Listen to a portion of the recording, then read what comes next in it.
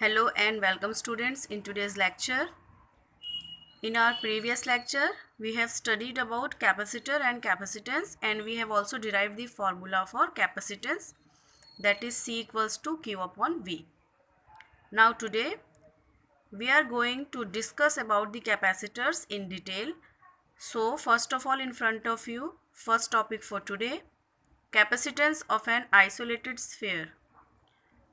So here in front of you can see one sphere is there. Okay, this is one sphere like the plastic ball with which the children play. Okay, like that this metallic ball is there. Okay, so here you can see this is center O and the radius is R. Suppose we supply plus Q charge to this sphere which has been distributed over its surface, and here you can see these are the field lines. Okay, electric field lines which is perpendicular to the surface. This is the surface and these are the lines which are perpendicular. So here you can see right angle is there. Okay, so this is one isolated sphere. That means this sphere is not connected to any other conductor or any other material. So that means when we give charge to this sphere, it will not transfer anywhere but it will accumulate it on its surface. So here you can see this is the charge which is distributed on the surface. Okay, so at any point on the surface of this sphere, this is the amount of potential. Okay, V equals to 1 upon 4 pi epsilon naught Q upon R, where Q is the total charge on the sphere and R is the radius of a sphere. So what will be the capacitance of that sphere? See, yesterday we have derived the formula for capacitance, C equals to Q upon V. When we put the formula of V here, then this Q and this Q will cancel out and this term in denominator will go up. So C equals to 4 pi epsilon naught R. This is the formula for capacitance for an isolated sphere. Okay. Now suppose in a medium which is not air but any other dielectric medium is there. Okay, what is dielectric, that we will discuss in next topic, but right now you just assume that the medium around the isolated sphere is a dielectric medium. So dielectric constant K also we should multiply. So that time the capacitance C will be equals to 4 pi epsilon naught Kr.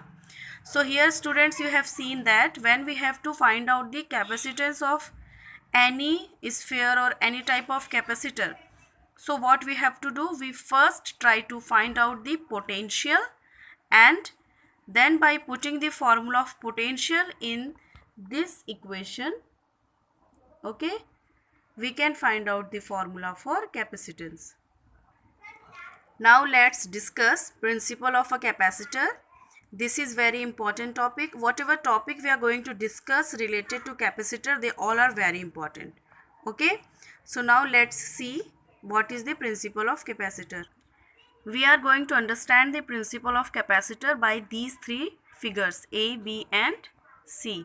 Okay, in figure A you can see that one single plate is there, one conducting plate is there, in which, okay, and this plate is isolated. Okay, so when we supply charge on this plate in figure A, what happened, that charge is distributed over its surface, and as we give the charge, this plate gets potential also. Okay, so when the charge on the plate will increase, the potential will also increase. But we don't want the potential to be increased, we only want that the charge on this plate will increase and not the potential. Why we don't want the potential to be increased? Because if potential continue increasing, then what happens? See, this is the plate and around this plate air is there. In air many gases are there. Okay, air is mixture of gases.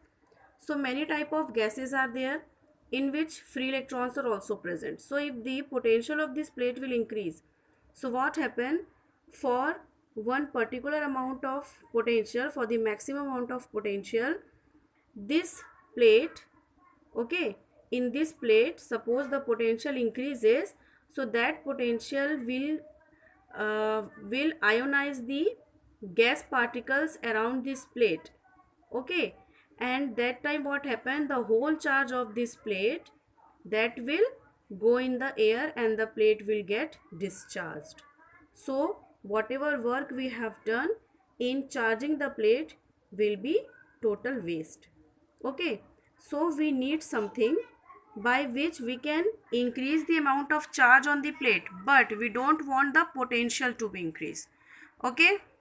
So for that what we will do, we will introduce another plate in the neighbor of this first plate, okay. You can see in figure B, this is our first plate A in which we have given charge, and this is plate B, okay. Now on plate A, the charge plus charge we are giving to plate A, that charge is distributed over this plate, and because of this plus charge, here in the neighboring plate at the side which is close to A, negative charges will get induced, and the other side of the plate, the positive charges get induced, okay. This is from the principle of induction. So near the positive one, negative charges get induced, and at other side the positive charges will get induced, okay. Now this negative charge, they try to decrease the potential on plate A, but the positive charge try to increase the potential on plate A. So what we do, the other side where the positive charges are there, we make that side connected to earth, okay. So here this side is connected to earth, so whatever charges we are giving on this side, that charge will go inside the earth, okay. So on plate B, positive charges will not be there, so that means there is nothing now which can increase the potential at A, okay. Because of these negative charges, the potential of plate A will decrease, and the positive charges which could increase the potential on plate A, that we have sent to earth, okay. So this is the arrangement of a capacitor. In a capacitor what happened, one plate is there to which we give charge, okay, which is stored the charge, and another plate is there near that which is there to decrease the potential of the first plate to which we are giving charge, okay. So what is the working of this second plate? This second plate is here just to decrease the potential at A, okay. If this second plate is not there, so when we will give charge to plate A, so with increase in charge, potential will also increase, and that thing we don't want. So we have introduced second plate, we connected the other side of second plate to earth, so that the positive charges which can increase the potential of A, that will go inside the earth, and only negative charges which helps in decreasing the potential at A will present there, okay. So this is the principle of a capacitor, and this arrangement is called the capacitor, okay. And these two conductors are called the plate of capacitor. So if in exam any question come that why we should connect one plate of capacitor to the earth, so the answer is so that on the first plate in which we are giving the charge, that plate will get charge but not increase the potential, okay. Just to maintain the potential, we connected the second plate to the earth. Now let's discuss parallel plate capacitor and its capacitance, okay. So I have already told you that how to find out the capacitance. To find out the capacitance, we first have to find out the potential of the capacitor, okay. So here in front of you, you can see two plates are there. This is first plate, this is second plate, okay. And the surface area of the plate is A, On this plate we have given some charge plus Q charge, and because of induction on this side of plate, another plate, minus Q charge has been induced. Okay, and outside the plate, okay, outside this arrangement, this is the capacitor, this is the arrangement of capacitor, and outside this, what is the electric field? It is 0. The plates are separated from each other by a distance small d. You can see here, this is small d. Okay, and here at one side plus Q charges are there, here at another side minus Q charges are there. So one electric field is set up here. Okay, and you can see these are the field lines which are going from positive to negative, and this is the amount of electric field here, E equals to sigma upon E sigma. Okay, so this is the arrangement of parallel plate capacitor. Then we have already studied about surface charge density. So on each plate, what will be the surface charge density? It will be sigma equals to Q upon A. The electric field between them, E equals to sigma upon epsilon naught. Then when we put the value of sigma here from this equation, we get E equals to Q upon A epsilon naught. Then the potential difference between the plates. For potential difference and electric field, we have one relation, dV equals to E into dx.